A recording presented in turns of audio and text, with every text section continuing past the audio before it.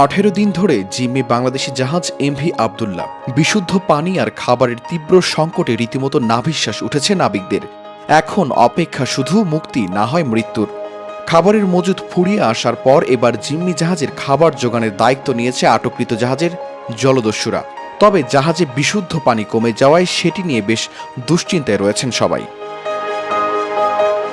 Bangladesh merchant marine officers অ্যাসোসিয়েশনের সাধারণ সম্পাদক সাখাওয়াত হোসেন বলেন, জলদস্যুরা কোনো জাহাজ জিম্মি করলে সাধারণত তারাই খাবার সরবরাহ করে থাকে। তবে বিশুদ্ধ পানি নিয়ে সমস্যা হয়, সেক্ষেত্রে রেশনিং করে পরিস্থিতি সামাল দিতে হয়।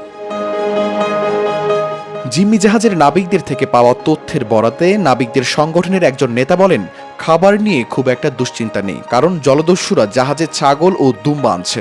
তবে বিশুদ্ধ পানি নিয়ে দুশ্চিন্তা রয়েছে।